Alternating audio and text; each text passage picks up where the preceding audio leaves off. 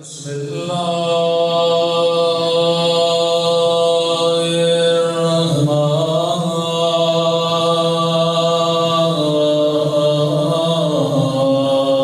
الرحيم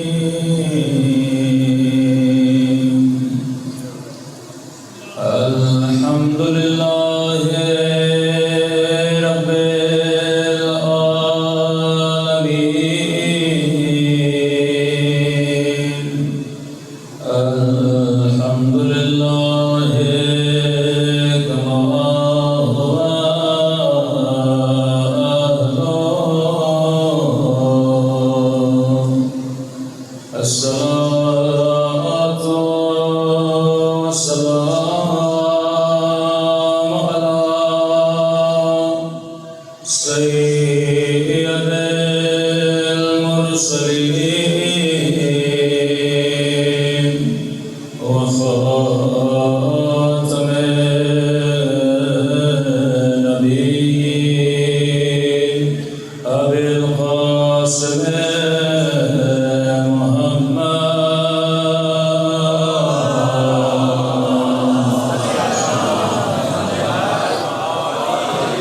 وعلى آله الطيبين الطاهرين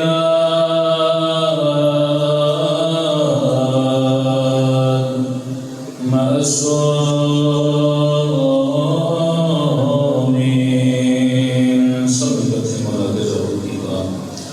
اللهم كل لك وجبني الأحسان صلواتك عليه وعلى آبائه في هذه الساعة وفي كل وليا وحافظا وقائدا وناصرا ودليلا وعينا حتى أسكنه أرض جهنم وتمتعه فيها قليلا برحمتك يا أرحم الراحمين صلوات پڑھے محمد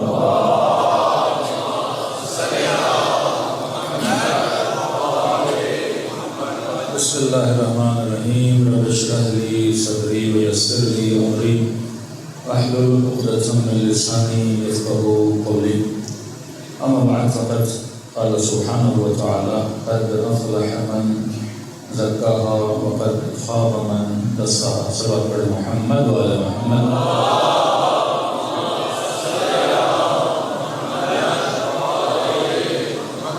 دعا ہے پروردگار عالم ہم سب کی عبادتوں کو اپنی بارگاہ عالی میں قبول فرمائے اور جس مقصد زندگی اور حیات لے کر فرش عزا پہ آئے خدا ان مقاصد میں ہم سب کو کامیابیاں نصیب فرما دے۔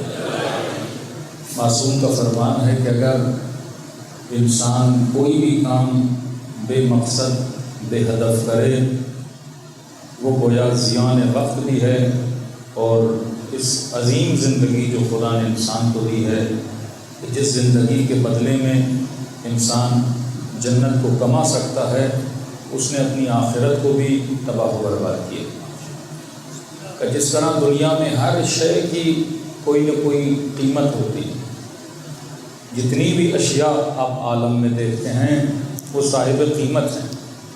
آپ نے گاڑی دیکھی اس کی قیمت ہے، آپ نے گھر دیکھا اس کی قیمت ہے، آپ نے کپڑا دیکھا اس کی قیمت ہے۔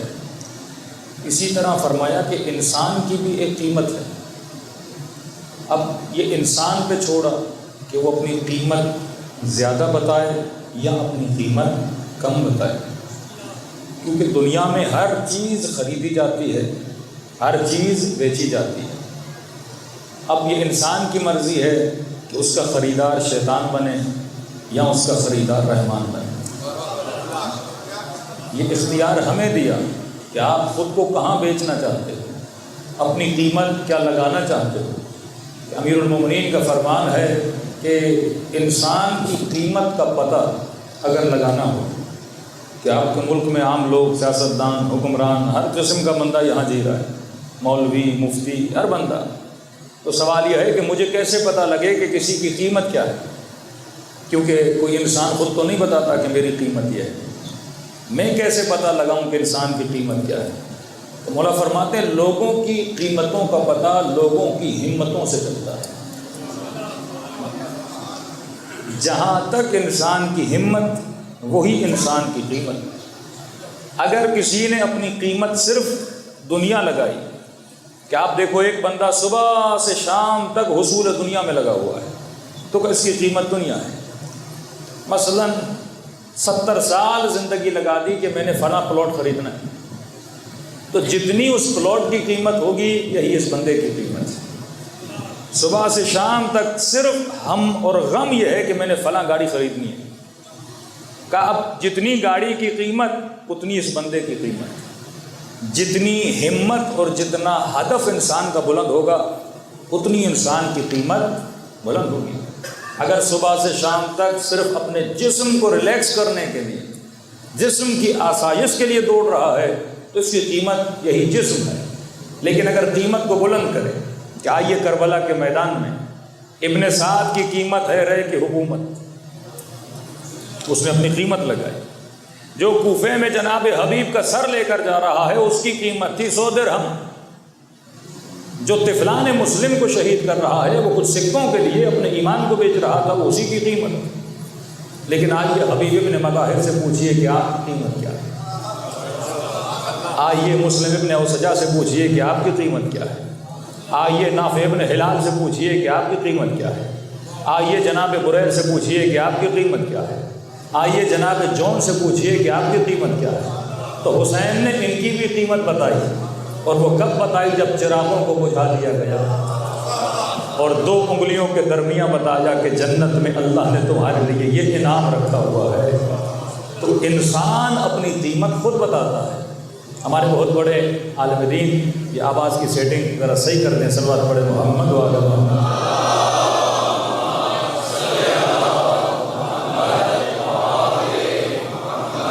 ایک تو پاکستان میں لاؤڈوں کا بڑا مسئلہ ہے، آج تک کوئی امام باڑہ نہیں ملا کہ جہاں پہ لاؤڈ سیٹ ہو، حالانکہ یہ بھی مقام فکر ہے کہ مجمع اور خطیب کا تعلق لاؤڈ کے ذریعے ہے، اور لاؤڈ خراب ہو تو میسج نہیں پہنچتا، اور اگر امام خراب ہو تو امت کی ہدایت نہیں ہوتی۔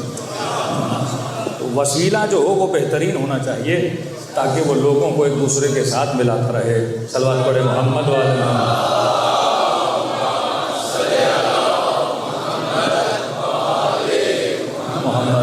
بیس آپ کم کر دیں، آواز کو سیٹ رکھیں تو صحیح ہو جائے گی۔ صلوات پڑھے محمد و آل محمد۔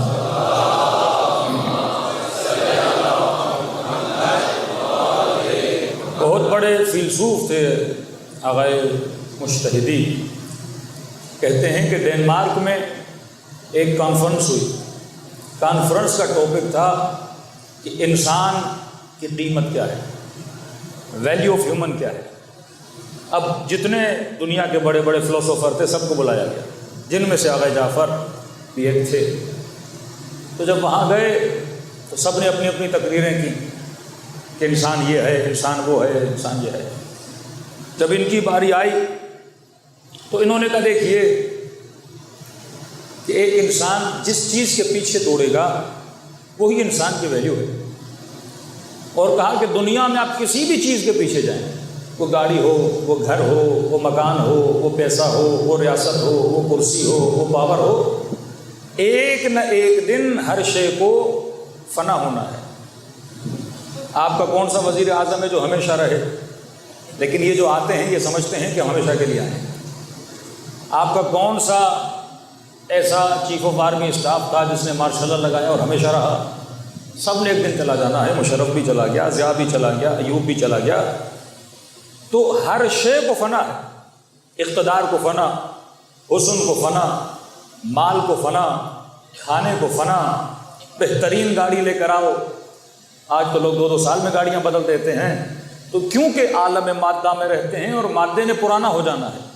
بہترین سیب لے کر آئے 2 دن میں پرانا ہو جائے گا، بہترین آم لے کر آئے 4 دن میں کالا ہو جائے گا۔ اب یہ ہے کہ ڈیوریشن میں فرق ہے، سیب 2 دن میں خراب ہوتا ہے، انسان 60-70 سال میں خراب ہو جاتا ہے۔ ڈیوریشن میں فرق ہے۔ جوانی کی تراوت ہمیشہ نہیں رہتی، کھال کا حسن ہمیشہ نہیں رہتا، گھٹنے ہمیشہ ویسے نہیں رہتے جیسے جوانی میں تھے۔ وہ الگ مولا کی حدیث ہے کہ کچھ چیزوں کی قدر و قیمت جانو کیونکہ وہ واپس پلٹ کے نہیں آتی۔ تو فرمایا کہ انسان کی ویلیو وہ ہے کہ جسے انسان چاہتا ہے، جسے انسان پسند کرتا ہے، جسے انسان سلیکٹ کرتا ہے، چوز کرتا ہے، وہ انسان کی ویلیو ہے۔ تو کہا کہ دیکھیے کہ آپ کسی بھی چیز کو چنیں، ایک نہ ایک دن اس نے فنا ہو جانا ہے۔ تو اگر فنا کو چنو گے تو تیری قیمت بھی فنا ہے، اگر محدود کو چنو گے تو تیری قیمت بھی کیا ہے؟ محدود ہے۔ تو کہا کہ میرے خیال میں اگر انسان لامحدود کو چنے تو اس کی قیمت بھی کیا بن جائے گی؟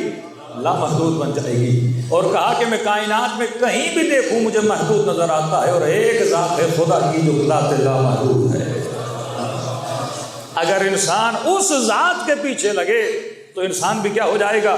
لامحدود ہو جائے گا، کیونکہ خدا محدود نہیں ہے۔ کیونکہ سارے فلسفر سے اور تصور گاڈ اور خدا کے تصور کو ماننے والے تھے، تو سب نے کلیپ کرنا شروع کر دیا کہ بھائی کیا بات کر دی کہ انسان کی قیمت تبھی اچھی بنتی ہے جب انسان قیمتی چیز کو چنتا ہے، اور کائنات میں ہر شے کو فنا ہے، اور ایک ہی ہے جس کا وجود کبھی فنا پذیر نہیں ہے، وہ اللہ کا وجود ہے۔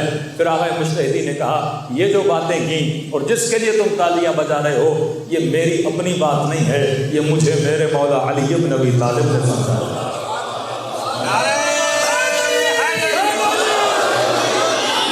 انسان اپنی قیمت اور ہمت کو بلند رکھو۔ آئیے کربلا کے میدان میں یزید نے فنا کو چنا، فنا ہو گیا۔ ابن سعد نے فنا کو چنا، فنا ہو گیا۔ امیر شام نے تخت شام کو چنا، تخت باقی نہ رہا۔ علی کبھی تخت کے پیچھے نہیں، علی کبھی حکومت کے پیچھے نہیں، علی تو ایک صحرا میں جا کے دعائے کمیل پڑھنے میں مشغول ہے، حسین عرفہ کے میدان میں دعائے عرفہ پڑھنے میں مشغول ہیں۔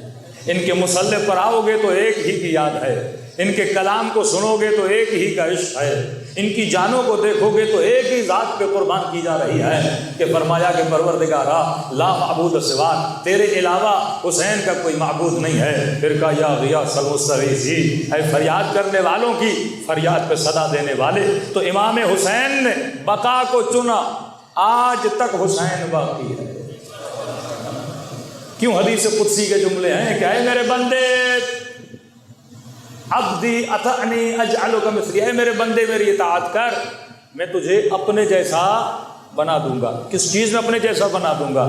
جس طرح کائنات میں میرا ذکر ہے اسی طرح تیرا ذکر باقی رہے گا۔ انہوں نے اللہ کے لیے اپنی جانیں دیں۔ اب جہاں جہاں اللہ کا ذکر ہوتا ہے وہاں محمد کا ذکر ہوتا ہے، اور جہاں محمد کا ذکر ہوتا ہے تو وہاں آل محمد کا ذکر ہوتا ہے۔ صلوات پڑھے محمد و آل محمد۔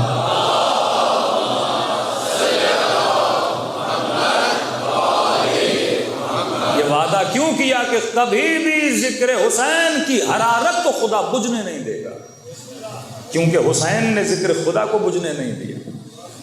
اسلام کے درخت کی آبیاری کی ہے ابھی عبداللہ الحسین نے اپنے خون کے ذریعے سے۔ یہ درخت تنومند ہوا کیونکہ خون حسین نے اس کی آبیاری کی ہے۔ آج جہاں جہاں اللہ کا ذکر آتا ہے وہاں حسین کا ذکر آتا ہے۔ تو فرمایا جب تک زندگی میں ہدف نہ ہو تب تک زندگی کا کوئی فائدہ نہیں ہے۔ اب میں نے ہدف کیا بنانا ہے کہ ہدف اعلیٰ بنا۔ اللہ نے فکر دی ہے، اللہ نے عقل دی ہے۔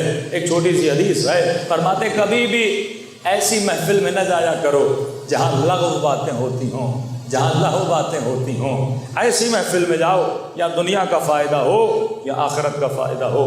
تبھی فرمایا ہمارے شیعہ اللہ وہ لعب سے دور ہیں، یہ مخصوصاً جوانوں کے لیے۔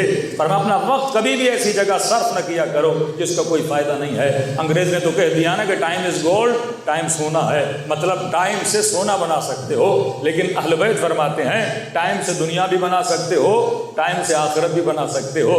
سونے کو فنا ہے لیکن فرمایا آخرت کو فنا نہیں ہے۔ اب یہ جوان آج کل سوشل میڈیا کا زمانہ ہے، کتنا آپ کے وقت کو ضائع کیا جاتا ہے، گھنٹوں گھنٹوں انسان کے گزر جاتے ہیں، گھنٹوں گھنٹوں، کیونکہ ہر انسان کو نیڈ ہے۔ کس چیز کی نیڈ ہے؟ پیسے کی نیڈ ہے۔ سروائیول کے لیے پیسہ نہ ہو تو انسان سروائیو نہ کر سکے۔ اب کیونکہ ہمارے ملک میں غربت ہے، فقر ہے، فاقہ ہے، تو بہترین ذریعہ بے دینی بھی کیا بنا؟ فقر بنا۔ اس کی نیڈ کو پورا کرو، اس کے عوض میں سے بے حیا بناؤ، اس کی نیڈ کو پورا کرو، اسے بے دین بناؤ۔ کہ آج نوجوان بچے، آج نوجوان لڑکیاں ٹک ٹاک پہ لگے ہوئے ہیں۔ کیوں؟ ٹک ٹاک فائدہ کون سا دے رہا ہے؟ مال دے رہا ہے، لیکن دین چھین رہا ہے۔ یوٹیوب پہ لگے ہوئے ہیں، کوئی پازیٹیو کام کرے تو اچھی بات ہے، لیکن اکثریت آپ دیکھیں اسپیشلی خواتین کے اندر تقریباً جو ایکٹیویٹی ہے وہ نیگیٹیوٹی ہے۔ اب ظاہر ہے ایک عورت لوگوں کو اٹریکٹ کس طرح سے کرے گی؟ اپنے حسن کے ذریعے سے کرے گی، اپنے جسم کے ذریعے سے کرے گی، اپنی آواز کے ذریعے سے کرے گی۔ اسلام کہتے ہیں پیسے کماؤ ہنر کے ذریعے سے، خود کو بیچ کر پیسے نہ کماؤ، ہنر کے ذریعے سے پیسے کماؤ۔ اور مخصوصاً عورتوں کو کہا کہ تمہاری اللہ نے قدر و قیمت رکھی ہے، تمہاری دسترسی اللہ نے مرد کے لیے آسان نہیں بنائی، مشکل بنائی ہے، تاکہ یہ تمہاری قیمت ادا کرے، تمہاری ڈیمانڈز کو پورا کرے، پھر تمہیں حاصل کرے۔ لیکن دنیا نے عورت کو حصول مرد کے لیے بڑا آسان بنا دیا، اسے سستا بنا دیا۔ جسے خدا نے سونا بنایا تھا دنیا نے اسے پیتل بنا دیا۔ جسے خدا نے سیدۃ النساء العالمین کا لقب دیا، یہ بھی تو ایک خاتون ہے۔ کسی کو جناب سیدہ زینب کے لیے بنایا کہ یہ رول ماڈل ہے، لیکن دنیا کہاں جا رہی ہے؟ بنیاد کیا بنی؟ کیونکہ ہدف، صرف ہدف پیسہ بن گیا کہ میں نے کسی بھی قیمت میں پیسہ بنانا ہے۔ اسلام پیسے کا دشمن نہیں ہے، کہتا جتنا مال بنانا ہے بناؤ، لیکن کسی بھی قیمت میں نہ بناؤ۔ مال بناؤ، میں نے طریقہ بتایا ہے۔ شریعت کا مطلب ہے حدود الہی، اللہ کی باؤنڈریز میں رہ کے جو کام کرنا ہے کرو۔ آپ کو کھانے کا من ہے، پیٹ بھرنے کا من ہے، اللہ نے کہا یہ غذائیں ہیں لیکن میری حدود ہے، ذبح کر کے کھانا، حلال چیز کھانا، حرام چیز کے پیچھے نہ جانا۔ پانی پیو لیکن گٹر کا پانی نہ پینا، صاف ستھرا پانی پینا۔ اسلام فلٹر کرتا ہے چیزوں کو، دیکھو تو فلٹر کر کے دیکھو، پانی پیو تو فلٹر کر کے پیو، کھانا کھاؤ تو فلٹر کر کے پیو۔ اس فلٹر کو حلال کہتے ہیں، اور نن فلٹر اگر چیز ہوگی تو وہ حرام ہے۔ فرمایا اس سے تمہارے جسم کا بھی نقصان ہے، تمہاری روح کا بھی نقصان ہے۔ کبھی بھی آپ ایک چیز نہیں دکھا سکتے اسلام میں کہ جس کو خدا نے حرام کیا ہو آپ میڈیکلی اسے حلال ثابت کریں، اور جسے خدا نے حرام کیا ہو میڈیکلی حلال نہیں کر سکتے، اور جسے خدا نے حلال کیا ہے آپ میڈیکلی حرام نہیں کر سکتے۔ مثلا خدا نے کہا کہ شراب حرام ہے، آپ کسی بھی ڈاکٹر سے جا کے پوچھیں، سب کہیں گے کہ شراب کیا ہے؟ جسم کے لیے نقصان دہ ہے، کڈنیز فیل ہو جاتی ہیں۔ پورے یورپ میں چلے جائیے، ویسٹرن کنٹریز میں جتنا کڈنیز کا ایشو ہے اتنا مسلم ممالک میں نہیں ہے۔ مثلا اسلام نے خنزیر کو حرام قرار دے دیا۔ جتنے بھی ڈاکٹرز کی رپورٹ پڑھیں گے سب سے زیادہ بیکٹیریاز کس کے گوشت میں ہیں؟ خنزیر کے گوشت میں ہوتے ہیں۔ یعنی یہ واحد گوشت ہے کہ اگر آپ 1 گھنٹہ فریج میں نہ رکھیں اس کے اندر کیڑے پیدا ہو جاتے ہیں۔ دوسرا فرمایا جس حیوان کو کھاتے ہو اس کی عادتیں بھی تمہارے اندر آتی ہیں۔ اللہ نے شیر کو حرام قرار دیا، بھلے اس کے گوشت میں کیڑے نہیں آ رہے۔ اللہ نے مثلا وحشی چیزوں کو، جو گوشت خار چیزیں ہیں، اللہ نے ان کو حرام قرار دیا۔ کیوں؟ کیونکہ ان کے اندر صفت وحشی پن ہے۔ اگر کھاؤ گے تو ان کی صفت بھی تمہارے جینز میں چلی جائیں گی۔ جس چیز کو آپ کھاتے ہو اس کا ایفیکٹ آپ کی باڈی پر ہوتا ہے، اس کی عادتیں آپ کے اندر آ جاتی ہیں۔ تو فرمایا شیر کو نہ کھاؤ کیونکہ شیر وحشی ہے۔ اگر شیر کھاؤ گے تو تم بھی کیا بن جاؤ گے؟ وحشی بن جاؤ گے۔ کن چیزوں کو حلال کیا؟ جتنے بھی حیوانات ویجیٹیرین ہیں خدا نے حلال کیے ہیں۔ مرغی ہے ویجیٹیرین ہے، بکری ہے ویجیٹیرین ہے، گائے ہے ویجیٹیرین ہے، کیونکہ حیوان تو ہے لیکن یہ ویجیٹیرین چیزیں کھاتا ہے، لہذا وہ عادتیں اس کے اندر آتی ہیں۔ تو اللہ نے ہر چیز کا کیا بنایا ہے؟ نظم بنایا ہے، انسان کی بہتری کے لیے بنایا ہے۔ فرمایا اگر خنزیر کھاؤ گے اس کے اندر عدم غیرت کی صفت ہے، وہ تمہارے اندر آ جائے گی، بے حیائی تمہارے وجود کے اندر آ جائے گی۔ تو ہر چیز جو خدا نے بنائی ہے وہ نظم اور ہدف کے تحت بنائی ہے۔ جب خدا اس کائنات کو بے ہدف نہیں بناتا تو وہ کیسے برداشت کرے گا کسی مومن کی زندگی بے ہدف ہو جائے؟ تو فرمایا ہدف بچپن سے اپنی نسلوں کو دیا کرو، اور یہ بھی یاد رکھنا جس کی زندگی میں ہدف ہوتا ہے وہ انسان خوش زندگی گزارتا ہے، یہ ڈپریشن، یہ انزائٹی، یہ ساری پرابلمس کیوں آتی ہیں؟ کیونکہ انسان کی زندگی میں ہدف نہیں ہوتا۔ دیکھیے اکثر لوگ جب تک جاب پہ ہوتے ہیں خوش ہوتے ہیں، جیسے ریٹائرمنٹ ہو گئی بندہ ڈپریشن میں چلا جاتا ہے، کیونکہ بزی نہیں رہتا جب تک خود کو مشغول نہیں کرو گے۔ اب انگریز نے انسان کی ریٹائرمنٹ کی ایج بنائی 55 یا 60، لیکن اللہ کے دربار میں انسان کبھی بھی ریٹائر نہیں ہوتا۔ جب تک عقل، جب تک ہوش، جب تک توانائی ہے تو خدا نے ہدف دیا، اور ہدف یہ دیا کہ وما خلقت الجن والانس الا لیعبدون، تمہارا ہدف میں یہ بنایا کہ تو اللہ کی عبادت کرو۔ اب کسی نے کہا مولانا عبادت کا مطلب کیا ہے؟ عبادت کا مطلب نماز و روزہ نہیں، عبادت کا مطلب حج و زکوٰۃ نہیں، کیونکہ حج و زکوٰۃ اگر مقصد حیات ہوتا تو میں نے پورا سال حج کرنا ہوتا، اگر مقصد حیات نماز ہوتا تو میں نے 24 گھنٹے نماز پڑھنی ہوتی، اگر مقصد حیات قرآن پڑھنا ہوتا تو میں نے 24 گھنٹہ قرآن پڑھانا ہوتا۔ اب میں دن میں 17 رکعت نماز پڑھتا ہوں، باقی وقت آفس میں گزارتا ہوں، باقی وقت مثلاً بیوی بچوں کے ساتھ گزارتا ہوں، تو پھر میں نے مقصد حیات کو پورا تو نہیں کیا، کیونکہ اللہ کہہ رہا ہے الا لیعبدون، بس یہ کہ وہ عبادت کرے۔ اب تصور عبادت نماز بنا، تصور عبادت روزہ بنا، کیونکہ جب کوئی مولانا کہتا ہے عبادت کرو تو آپ سمجھتے ہیں مولانا کہہ رہا ہے روزہ رکھو، عبادت کرو تو سمجھتے ہیں کہ نماز پڑھو، عبادت کرو تو اس کا مطلب ہے ذکر خدا کرو۔ عبادت کا مطلب ہے 24 گھنٹے عبادت میں گزریں۔ اب 24 گھنٹوں میں 8 گھنٹے تو میں سو جاتا ہوں، وہ عبادت میں کیسے شمار ہوا؟ تو کہا آؤ سلمان سے پوچھو کہ عبادت کیسے کی جاتی ہے۔ جس کا سونا بھی عبادت ہے، جس کا چلنا بھی عبادت ہے، جس کا بولنا بھی عبادت ہے، جب سفرے پر بیٹھے تو عبادت ہے۔ مطلب ہدف اگر عبادت بنے، معصوم سے پوچھا مولا یہ ہدف عبادت کا مطلب کیا ہے؟ کہ لیعبدون سے مراد ہے لیعرفون، اللہ کی معرفت حاصل کرو، اور معرفت جب حاصل ہو گئی، اب با معرفت بندہ جب سوئے گا تو سونا بھی عبادت ہے، کمانے جائے گا تو کمانا بھی عبادت ہے، پانی پیے گا تو پانی پینا بھی عبادت ہے۔ تبھی نبی فرماتے ہیں الشیخ فی عیالہ کالنبی فی امتہ، وہ بندہ جو اپنے اہل و عیال کے لیے رزق حلال کی تلاش میں جا رہا ہے، کہ اس کی مثال ایسے ہے جیسے نبی اپنی امت میں تبلیغ کے لیے جا رہا ہے۔ صلوات پڑھے محمد وعلی محمد۔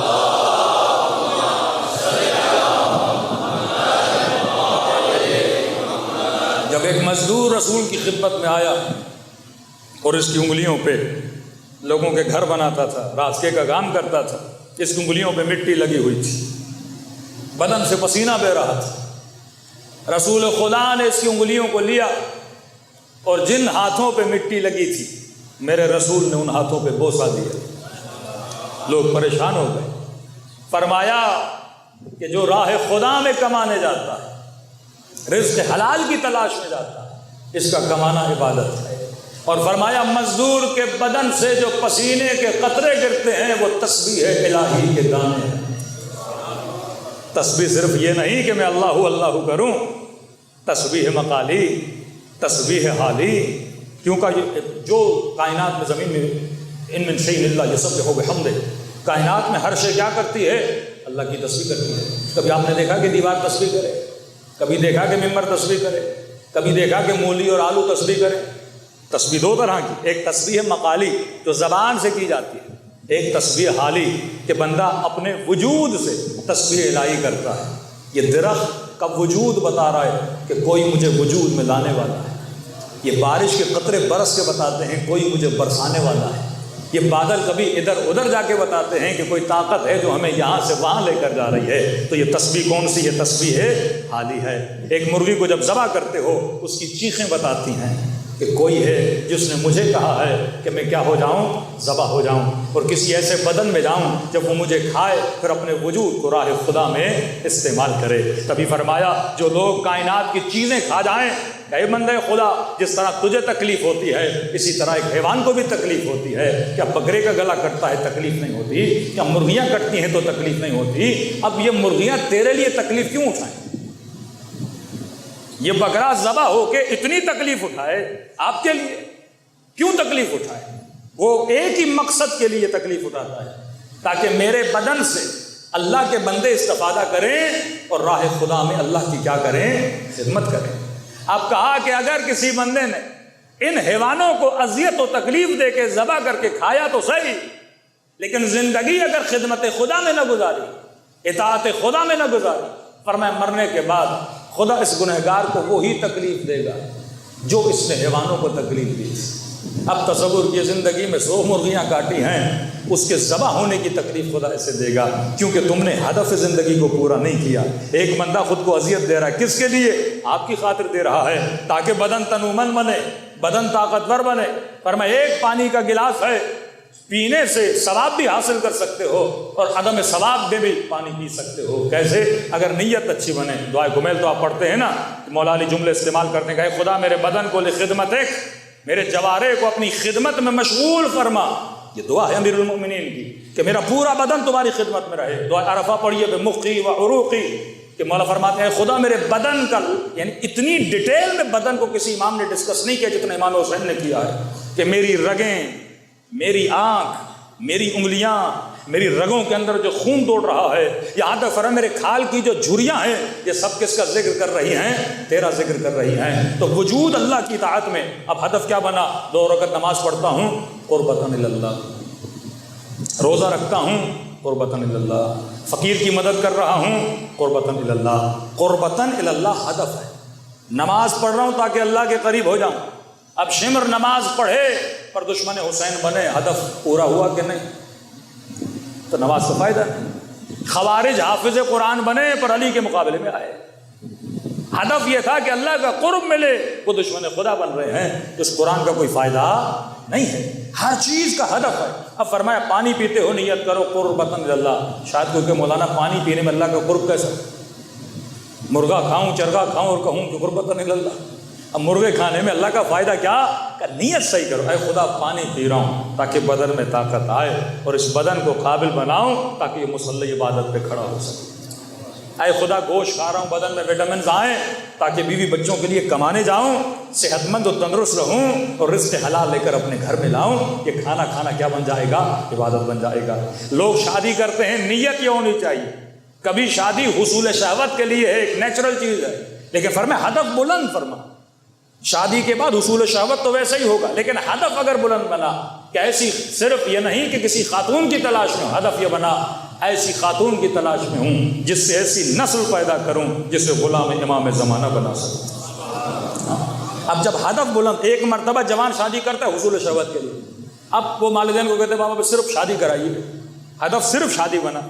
اب یہ ہدف اگر بلند ہو گیا، ایسی خاتون جس سے ایسی نسل پیدا ہو جس سے خادم امام زمانہ اور دین کے خادم پیدا کروں، پھر وہ ماں کو صرف یہ نہیں کہے گا خاتون تلاش کرو، وہ کہے گا ایسی نیک خاتون تلاش کرو۔ گیٹ 1 اور 1 فری ہو جاتا ہے نا۔ تو اگر بندہ نیت اور ہدف کو بلند کرے تو بہتر سے بہتر کا انتخاب کرے گا۔ پہلے یہ تھا کہ صرف خاتون مل جائے، فوٹو دیکھا، حسین چہرہ دیکھا، اس نے یہ بول دیا۔ اب یہ حسن ظاہری بھی مد نظر ہے اور دینی حسن بھی مد نظر ہے، یعنی یہ دیکھے گا کہ چہرے کی بھی اچھی ہو، سیرت کی بھی اچھی ہو، کردار کی بھی اچھی ہو، پھر خاندان بھی ایسا دیکھوں، کل بچے پیدا ہوں ننیال میں جائیں گے، خاندان کیسا ہے، پھر یہ بھی دیکھے گا بھائی کیسے، پھر یہ بھی دیکھے گا، پورا سلسلہ دیکھے گا، کیونکہ اس نے اس نسل کو پروان چڑھانا ہے۔ ایسے اہل بیت علیہ الصلوۃ والسلام نہیں کہ امیر المؤمنین رشتے کی تلاش میں ہیں۔ کیا فرمایا جناب عقیل کو کہ ایسی خاتون تلاش کر کیونکہ مجھے اس کی نسل سے ایک عباس چاہیے۔ تو اگر عباس بنے تو عباس کا کمال نہیں، یہ ام البنین کا کمال ہے۔ یہ ام البنین کی گود ہے جس نے عباس جیسے بیٹے جنم دیے کہ لقب بنا ام البنین، 4 بیٹے قربان کر دیے۔ کہ ملتا ہے نا کہ شب عاشور حضرت عباس اپنے بھائیوں کے خیمے میں جاتے ہیں، بٹھاتے ہیں کہ کل کے لیے آپ لوگوں نے کیا سوچا؟ بھائیوں نے کہا کہ عباس، کیونکہ ان میں سے کچھ بھائی ایسے ہیں جو عمر کے اعتبار سے بہت چھوٹے تھے، مطلب کچھ ایسے بھائی ہیں کہ جنہوں نے امیر المومنین کو بھی دیکھا نہیں، 6-7 مہینے کے تھے، مولا علی شہید ہو گئے، تو بڑے ہوئے ماں کے سہارے، اور ایک بھائی کا سہارا وہ حضرت عباس علمدار باپ کی حیثیت رکھتے ہیں۔ تو کہا کہ عباس، مدینے سے آتے ہوئے اماں نے ہمیں تمہارے حوالے کیا تھا، اب جو تم کہو ہم کرنے کے لیے تیار ہیں۔ تو بس ایک بات کی کہ یاد رکھنا ہم ام البنین کے بیٹے ہیں، حسین فاطمہ زہرا کا لال ہے، جب تک ہم ہیں حسین کو کچھ بھی نہیں ہونا چاہیے، آج بھی ہمارے مولا تک نہیں آنی چاہیے۔ یہ تربیت ام البنین ہے، اس قدر اطاعت، اس قدر وجود میں ادب۔ پھر خدا نے اس کا صلہ بھی حضرت عباس کو دیا کہ جب کربلا جاؤ تو 2 ہی روزے نظر آتے ہیں، ایک حسین کا دوسرا عباس کا، دور سے ایسے لگتا ہے دونوں اماموں کے روزے ہیں، اور فضیلت اتنی کہ خدا نے اتنا حضرت عباس واقعاً لقب کا قمر بنی ہاشم کا قمر، اور واقعاً آج زمین پہ یہ قمر کی طرح چمک رہا ہے، دور سے دیکھو دونوں روزے، اور اتنا مقام کہ چھٹے امام ہوتے ہوئے کہیں روحی لکل فدا، میری جان عباس پہ قربان ہو جائے، اور اتنی فضیلت کہ امام حسین کہیں میری قبر پہ آنے سے پہلے میرے غازی کی زیارت پہ جانا۔ یہ مقام سکھا رہا ہے، بتا رہا ہے کہ انسان اگر تمہارا بھی ہدف بلند ہو جائے تو فرمایا زندگی میں 4 چاند لگ جاتے ہیں۔ اگر قیامت میں چہرے میں نور چاہتے ہو، کہ بچے آپ کے چھوٹے چھوٹے ہیں، ان بچوں کو بچپن سے بڑے اہداف کی طرف پڑھائیں۔ اور میں نے خوشی کی بات کی، ہدف انسان کو خوشی دیتا ہے، بے ہدف انسان کی زندگی میں خوشی نہیں۔ ریٹائر ہو گئے، کوئی اور سلسلہ اپنے لیے تلاش کرو، کیونکہ مشغول رہو گے تو خوشی ملے گی۔ یہ اکثر گھروں میں جھگڑے کیوں ہوتے ہیں؟ کیونکہ ہماری خواتین کو کوئی کام ہی نہیں ہوتا کوکنگ کے علاوہ۔ صبح کا کھانا بنانا ہے، دوپہر کا کھانا بنانا ہے، رات کا کھانا بنانا ہے، ہفتے میں 1 بار کپڑے دھونے ہیں، تھوڑے برتن دھونے ہیں، اس کے بعد بیٹھ کے ہم نے غیبتیں کرنی ہیں کہ پڑوسی نے کیا کیا، فلاں نے کیا کیا، یہاں کی بات وہاں پہنچانی ہے۔ کیونکہ مشغولیت نہیں ہے تو کیا ہو گیا؟ انسان کی زندگی میں گناہ آ جاتا ہے۔ لیکن اگر یہی خاتون ہدف بنا دے کہ جو ٹائم بچ جاتا ہے، چلو ایک تفسیر قرآن اٹھا لوں، مرحوم محسن نجفی صاحب کی بہترین تفسیر ہے، ہدف بنا دو کہ بھائی ڈیلی آدھا گھنٹہ میں نے تفسیر پڑھنی ہے۔ نوجوان آتے ہیں مولانا 10 دن مجلس سے سنی، نیک بن گئے، اب 10 دن کے بعد کیا کریں؟ یعنی ہم نے ہدف بنایا کہ میں نے 10 دن امام حسین کو سننا ہے، باقی زندگی کے جتنے 300 دن ہیں میں نے کچھ بھی نہیں سننا۔ یہ بے ہدف زندگی، یہ بیکار زندگی، یہ روحانیت سے خالی اور عاری زندگی، اس کا فائدہ کیا؟ مچھر کی طرح کہ 10 دن یہاں آ جاؤں، پھر ٹی وی اور سوشل میڈیا کے حوالے خود کو کر دوں۔ تو فرمایا میں نے کہا صرف آدھا گھنٹہ آپ اس پہ عمل کریں، اگلے سال زندگی رہی تو آپ کے بیچ میں ہوں گے، صرف آدھا گھنٹہ ڈیلی تفسیر قرآن پڑھیں۔ بہترین کتاب تفسیر قرآن، باقی سب کتابوں کو چھوڑ دیجئے جن کی باری بعد میں آئے گی۔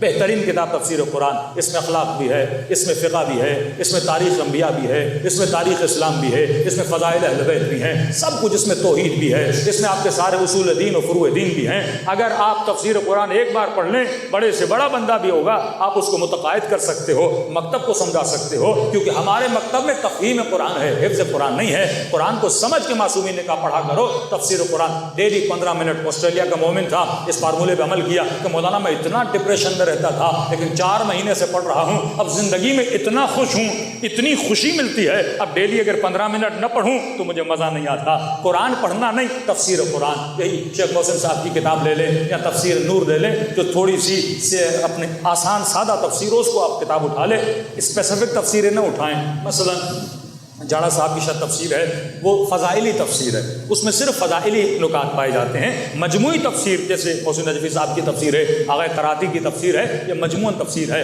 آپ صرف ڈیلی 15 منٹ ایک عادت ڈال دیں کہ 15 منٹ خدا کو دینا، 15 منٹ اہل بیت کو دینا، 15 منٹ علم کو دینا۔ معصوم فرماتے ہیں خشک درخت کی طرح نہ بنو، پھلدار درخت کی طرح بنو۔ آپ پیسہ کماؤ گے، آپ کے وزن میں کوئی اضافہ نہیں ہوگا، آپ گھر بناؤ گے، آپ کی باڈی میں کوئی اضافہ نہیں ہوگا، مر جاؤ گے یہی بدن ہے، قبر میں پھینک کر لوگ آ جائیں گے۔ لیکن فرمایا جس انسان کے اندر علم آتا ہے وہ پھلدار درخت کی طرح بن جاتا ہے۔ آپ محسوس کرو گے اپنے وزن کو۔ علم جیسی خوشی کسی کو نہیں ہے، جتنا علم ہوگا اتنی آپ کے اندر خوشی ہوگی۔ ڈپریشن عدم علم کی وجہ سے، لوگ دیکھیے آخری وقت میں جب بڑھاپا آتا ہے ڈپریشن میں چلے جاتے ہیں۔ کیوں؟ کیونکہ پتہ ہے مریں گے لیکن یہ نہیں پتہ وہاں ہوگا کیا۔ خود غفلت انسان کو تکلیف دیتی ہے، مجھے نہیں پتا قبر میں کیا ہوگا، مجھے نہیں پتا قیامت میں کیا ہوگا۔ ایسا انسان کنفیوز ہو جاتا ہے کہ واقعی میں دیکھوں تو صحیح کون ہوگا۔ لمحہ لمحہ انتظار کرتا ہے، آج ملک الموت نظر آئے گا، کل ملک الموت نظر آئے گا۔ کیوں؟ کیونکہ انسان نے اسٹڈی نہیں کیا۔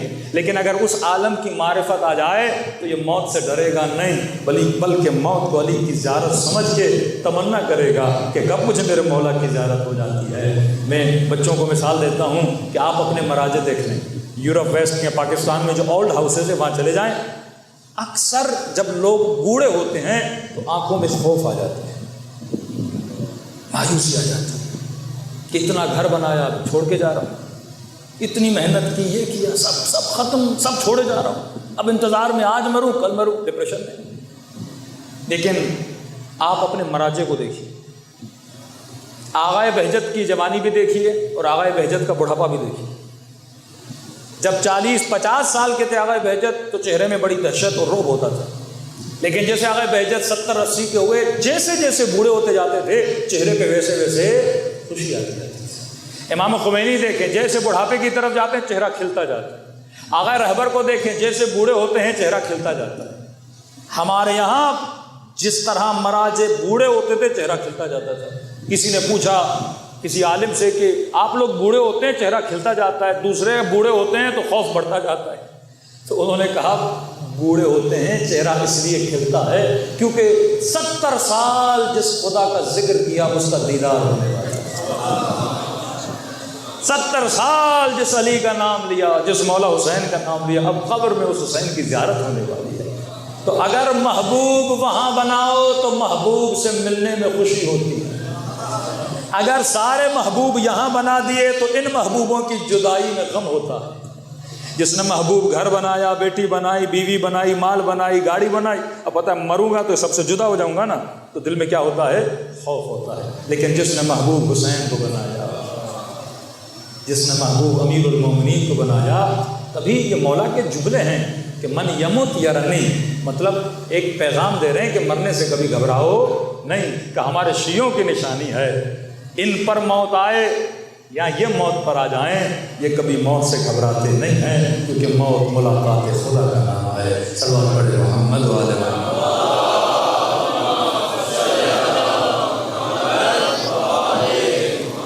واجل فرغ، کتنی وفا کی اصحاب حسین نے امام حسین سے، بتایا کہ ہمارا ہدف بلند ہے۔ جناب نافع بن ہلال جب لشکر یزید کے مقابلے میں جاتے ہیں تو نعرہ بلند کرتے ہیں، انا علانیاتنا و بصائرنا، کہ ہم جو تمہارے مقابلے میں آئے ہیں ایک گول، ایک ہدف لے کر آئے ہیں، اور ہم اتنے صاحب بصیرت ہیں کہ ہمیں پتہ ہے کہ حق کیا ہے اور باطل کیا ہے، اور کہ تم ہمیں موت سے ڈراتے ہو، انی لا اکرہ، مجھے کراہت نہیں ہے موت سے، مرنے سے ہمیں کوئی کراہت نہیں ہے، کیونکہ ہمیں پتہ ہے کہ مرنے سے اللہ کی ملاقات ہے، بس اٹھائے جائیں تو اللہ کو راضی کر کے اٹھائے جائیں، زندگی ایسی گزاریں جس سے خدا بھی راضی ہو اور آل رسول بھی راضی ہو۔ جناب نافع بن ہلال فرماتے ہیں کہ یہ وہ مولا کا صحابی ہے جس کا خیمہ قریب ترین خیمہ تھا خیام بنی ہاشم سے، تو رات کو کبھی جاگتے تھے، پہرہ داری دیتے تھے کہ کہیں ایسا نہ ہو پیچھے سے کوئی اٹیک کر دے یزیدی اہل بیت کی حفاظت۔ تو فرماتے ہیں کہ ان کو کوئی سایہ نظر آیا خیام حسینی کے پیچھے، تو فوراً یہ باہر نکلے کہیں ایسا نہ ہو کوئی دشمن آیا ہو، تو انہوں نے جب سائے کا پیچھا کیا، جب آگے بڑھے تو انہوں نے دیکھا یہ کسی اور کا سایہ نہیں، یہ مولا حسین کا سایہ ہے۔ تو کہتے ہیں دور دور سے میں نے امام کا پیچھا کیا، اب اس نیت سے نہیں کہ مولا کی جاسوسی کروں، اس نیت سے کہ مولا اکیلے جا رہے ہیں کہیں کوئی اٹیک نہ کر دے، حفاظت کی نیت سے۔ کہتا ہے آگے بڑھا، مولا دور ہوتے گئے، اور جب میرے چلنے کی آواز امام کے کانوں تک آئی تو وہیں سے آواز دی، نافع تم ہو؟ میں نے کہا جی مولا۔ کہا میرا پیچھا کیوں کر رہے ہو؟ کہا مولا پیچھا نہیں کر رہا، حفاظت کے لیے آ رہا تھا کہیں آپ پہ کوئی حملہ نہ کرے۔ تو مولا نے کہا آگے آؤ، آگے آؤ۔ جناب نافع فرماتے امام حسین نے میرے ہاتھ میں ہاتھ رکھا، اتنی محبت اپنے ہاتھ سے، کہا میرا ہاتھ پکڑا اور چلنے لگے۔ چلتے چلتے اس رات کہتے ہیں آسمان بڑا صاف تھا، چاند نکلا ہوا تھا، اور روشنی نے سرزمین کربلا کو روشن کیا ہوا تھا۔ اتنے میں امام نے فرمایا نافع وہ دو پہاڑیاں نظر آ رہی ہیں؟ میں نے کہا جی مولا۔ کہا ان پہاڑیوں کے پیچھے کوئی دشمن نہیں، سارے یزیدی لشکر اس طرف ہیں، پہاڑیوں کے پیچھے کوئی نہیں، خالی ہے۔ کہا نافع اب بھی اگر جانا چاہتے ہو مجھے چھوڑ کے، میں نے بیعت اٹھا لی، جا کے زندگی۔ نافع بن ہلال خوبرو جوان، خود خوش ہیکل جوان تھے، بہت خوبصورت تھے۔ امام نے کہا نافع یہاں تک حسین کا ساتھ دیا، میں راضی، میرے بابا راضی، اگر جانا چاہتے ہو جاؤ، پہاڑیاں نزدیک ہیں، پیچھے کوئی نہیں، اپنے گھر جاؤ اہل ویال کے پیچھے۔ کہ مولا ایسے کیوں کہہ رہے ہیں؟ کہ شاید خیمے میں جب پوچھا تھا ایک دوسرے سے شرمساری کی وجہ سے تم نہ اٹھے ہو، کیسے اٹھیں؟ حبیب بیٹھا ہے میں اٹھ جاؤں؟ مسلم ابن اوسجہ بیٹھے ہیں، میں اٹھ جاؤں؟ اور میں اب میں خود کہہ رہا ہوں جانا چاہتے ہو چلے جاؤ۔ نافع کہتا ہے زمین پہ گرا اور حسین کے قدموں کو پکڑ لیا اور کہا کہ مولا ایسی زندگی کس کام کی جس میں حسین کو چھوڑ کے چلا جاؤ؟ کیسا محب ہوں کہ اچھے وقتوں میں تو یاد رکھوں لیکن برے وقتوں میں حسین کو چھوڑ کے چلا جاؤں۔ کہ مولا نے اٹھایا، مجھے سینے سے لگایا، بوسہ دیا، شکریہ ادا کیا، کہ واپس چلتے ہیں خیموں کی طرف۔ کہتے ہیں جیسے مولا واپس گئے تو مولا حسین کے خیمے کے در پہ ایک بی بی کھڑی تھی۔ کہتے ہیں ہم شیرہ حسین ابن علی، مولا نے جیسے سیدہ کو دیکھا، مجھے کہا نافع آپ اپنے خیمے میں جاؤ، میں حرم میں ہو کے آتا ہوں۔ کہ گئے اپنی بہن کے خیمے کے اندر اور آپس میں باتیں۔ نافع کہتا اب میں جاتے جاتے سیدہ زینب کی کچھ باتیں میرے کان سے ٹکرائیں کہ جیسے امام حسین نے فرمائے بہن کیا مسئلہ ہے؟ تو سیدہ نے کہا حسین میں پریشان۔ تو پوچھا بہن پریشان کیوں ہو؟ کہا حسین آپ کو یقین تو ہے نا کہ آپ کے اصحاب کل آپ کو چھوڑ کے نہیں جائیں؟ کہا بہن مجھے اپنے اصحاب پہ پورا بھروسہ ہے۔ جناب نافع کہتے ہیں یہ سن کے اداسی سی چھا گئی کہ علی کی بیٹی کو ہم پہ بھروسہ نہیں ہے۔ کہتے خیمہ حبیب ابن مظاہر میں کیا حبیب اٹھ جا، کیا ہوا نافع اتنے اداس کیوں؟ میں نے ابھی سنا ہے کہ حسین کی بہن کہہ رہی تھی کہ حسین تجھے یقین ہے کل کوئی چھوڑ کے نہیں جائے گا۔ جناب حبیب کھڑے ہوئے سارے اصحاب کو جمع کیا، کہا صاحب حسین ابن علی سیدہ کو ابھی تک یقین نہیں ہے۔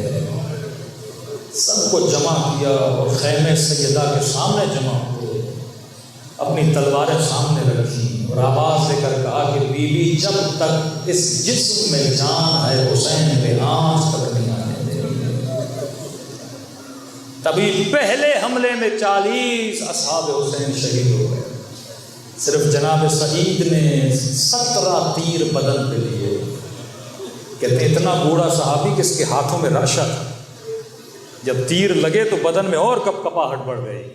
اب بدن گرنے والا تھا تو بدن کو کہا بدن اتنی مہلت دے بس حسین کی نماز ختم ہو جائے، پھر گرنا ہے تو گر جانا۔ ایک طرف وفا اصحاب کی ہدف بلند تھا، دوسری طرف جب گرنے لگا تو امام حسین نے سر اپنی گود میں لے لیا۔ اب عجیب ہے اصحاب امام حسین کا مقام۔ کہتے ہیں بدن پہ اتنے تیر کھائے، اتنے بڑھاپے میں شہید ہوا، حسین کی نماز بچا کے گود حسین میں سر پڑا ہوا ہے، پھر بھی ایک جملہ تڑپ رہا ہے کہ مولا اس کا جواب دے تاکہ میرے بدن سے روح نکل جائے۔ امام کا سعید کیا کہنا چاہتے ہو؟ واقع کہنے لگا کہ مولا اوفیت، کیا میں نے وفا کی؟ الرفیت، کیا مولا مجھ سے راضی ہو گئے؟ اس وقت امام نے کہا کہ سعید نے بھی تجھ سے راضی ہوا، میری اماں زہرا بھی تجھ سے راضی ہوا۔ ہدف یہ ہو کہ میرا آقا میرا مولا مجھ سے راضی ہو جائے، وقت کو کبھی ضیاع نہ کریں۔ میرے 5واں فرماتے جب مجلس امام میں آتے ہو یہ مت سمجھا کرو کہ خالی ایک مجلس میں بیٹھے، کہ یہ سمجھو کہ جنت کے باغوں میں سے ایک باغ کے اندر بیٹھے۔ یہ وقت کچھ نہ کچھ وہاں بنا رہا ہے، اور اللہ کرے کہ یہ 1 گھنٹہ عالم برزخ میں 1 گھنٹہ محفل حسین میں بدل جائے، 1 گھنٹہ محفل رسول خدا میں بدل جائے۔ فرمایا خلوص دل سے مجھ حسین کو سلام کرو، خدا تجھے ثواب زیارت حسین عطا کرے گا۔ کسی نے میرے چوتھے امام سے کہا مولا زیارت عاشورہ پڑھتے ہیں 100 سلام ہے، کہ مولا اتنی تاکید کیوں ہے امام حسین کو سلام کرنے؟ فرمایا کیونکہ عاشورہ کے دن میرا بابا ترس گیا تھا، کہ کوئی سلام نہیں کرتا تھا، کہتا تھا یہ باغی ہے، سلام مسلمانوں کو کیا جاتا ہے۔ سیدان علی سے پوچھا علی سنا ہے لوگ مجھے سلام نہیں کرتے، کہ سیدہ میں سلام کرتا ہوں، میرے سلام کا جواب نہیں دیتے۔ فرمایا اب کتنا مقام ہے ان لوگوں کا جو حسین کو سلام کر رہے ہیں 1400 سال کے بعد۔ ایک ایک چیز اللہ کی ڈائری میں نوٹ کی جا رہی ہے۔ وہ فرمایا مرنے کے بعد خدا ہر شے کا مومن کو کیا دیتا ہے؟ صلہ دیتا ہے۔ کسی نے امام سے کہا مولا سلام کروں گا ثواب زیارت ملے گا؟ کا ایک نشانی ہے، اگر وہ آ جائے تو ثواب مل گیا۔ مولا کون سی نشانی؟ کہ جب مجھ حسین کو سلام کرو، اگر نہ چاہتے ہوئے تیری آنکھوں سے آنسو، یہ مت سمجھنا یہ تیرے آنسو ہیں، حسین نے تجھے تیرے سلام کا جواب دیا۔ دلوں کو کربلا لے جائیں دو جملے مصیبت کے، تاکہ معصوم کے ذریعے خدا وسیلہ بخشش بنائے ہمارے گناہوں کے لیے، اور آنکھیں اتنی پاک ہو جائیں کہ حجت خدا کی زیارت کے قابل بنے۔ سب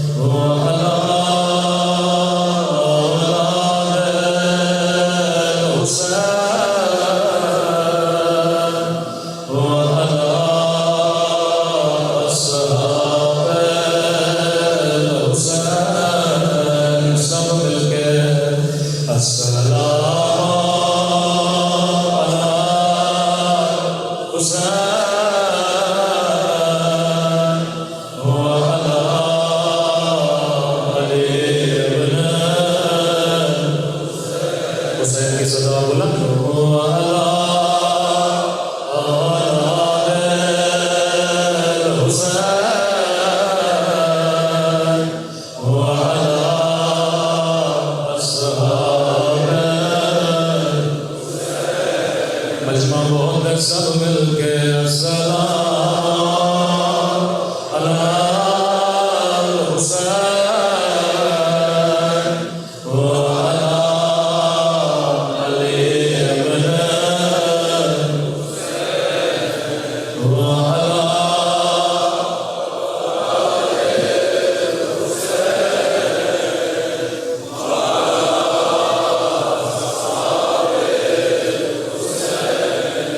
میرا سلام سکینہ کی اپنی بہن، میرا سلام رباب کی اجڑی ہوئی بہن، میرا سلام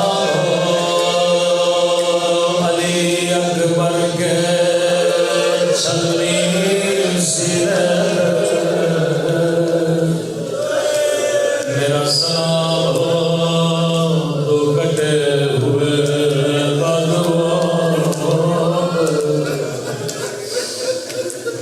جب کبھی دل کرے رونے کا تو زیارت ناہیہ پڑھا کرو۔ تھوڑی آواز بڑھا دیں۔ امام زمانہ فرماتے ہیں میرا سلام ان ننے سے رخسار،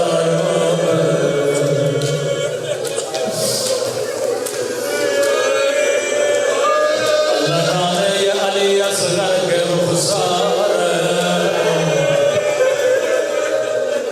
یہ کس کے رخسار؟ نشانی میرے مولا نے خود بتا دی، فرمایا میرا سلام ان ننے سے رخساروں پہ، او جن کا رنگ بدلتا،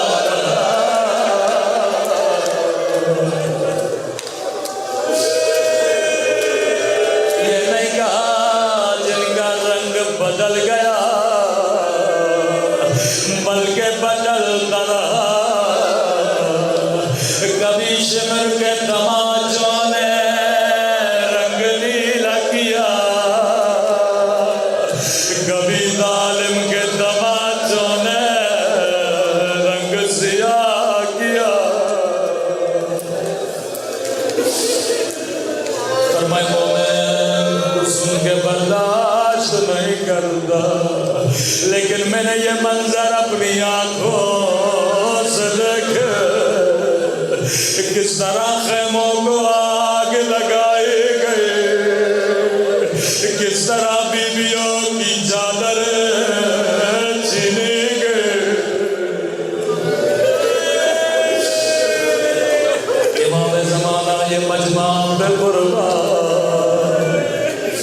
اگلا سلام بڑا درد بھرا سلام ہے۔ فرمایا میرا سلام ان خشک پھٹے ہوئے ہونٹوں پہ، مولا یہ کس کے ہونٹ؟ میرا سلام ان خشک ہونٹوں پہ اور جن پہ ظالم چھڑی مارا تھا۔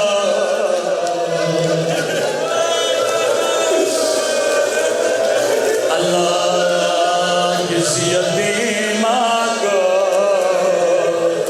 اس کے بابا کا کٹا ہوا سر نہ دکھائے۔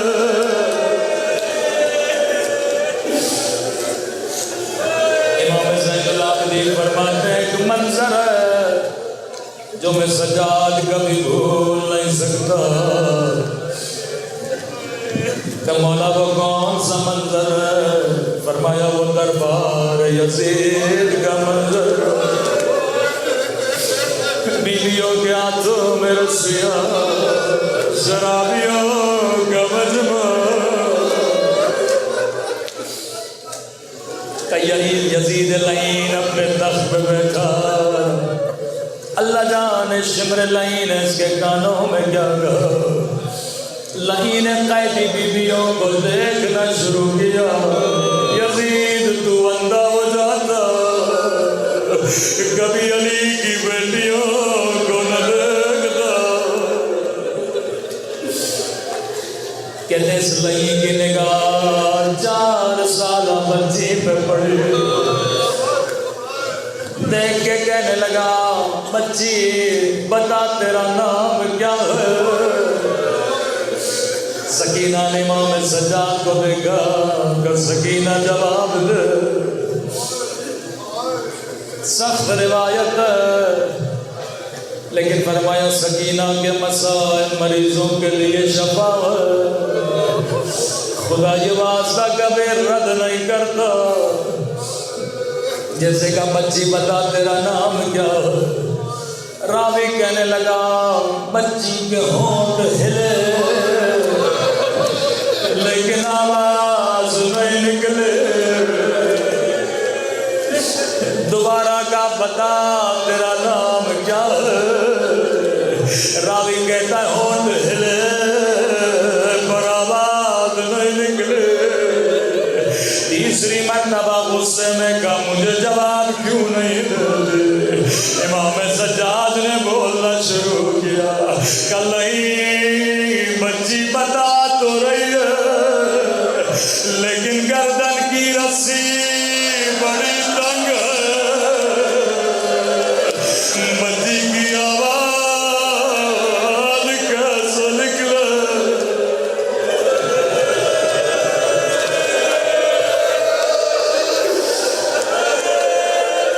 گردن کی رسی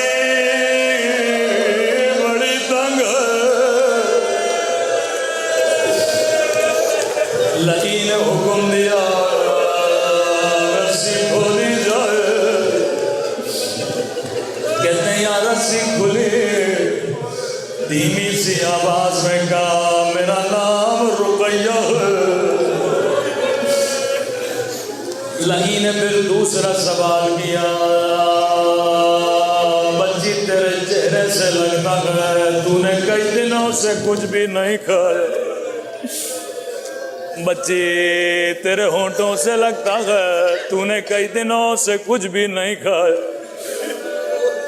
سکینہ نے پھر امام سجاد کو دیکھا کہ سکینہ جواب دے، کہیں قیامت کے دن یہ نہ کہے ہم نے پوچھا تھا لیکن بچی نے بتایا نہیں تھا، کہ ہاں کئی دن گزر گئے میں نے کچھ بھی نہیں کھایا۔ لعین نے تیسرا سوال کیا، کہنے لگا سکینہ جب تجھے بھوک لگتی تھی تیرا بابا تجھے کیا کھلاتا تھا؟ بچی نے کہا جب مجھے بھوک لگتی میرا بابا مجھے گھٹنوں پہ بٹھاتا تھا، اپنے ہاتھوں سے مجھے کھجوریں کھلاتا تھا،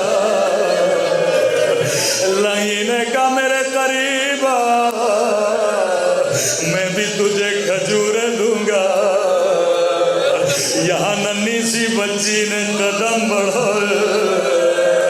روایت کے جملے بڑے سخت ہیں. لہی نے اشارہ کیا تشت بلایا جائے. چوتھے امام فرماتے عرب تشت میں کھجورے رکھتے تھے. لہی نے بچی کو دیا کہ کھجورے کھا لے. یہاں بچی نے کپڑا ہٹایا, ایک کٹی ہوئی گردن. اللہ کسی بچی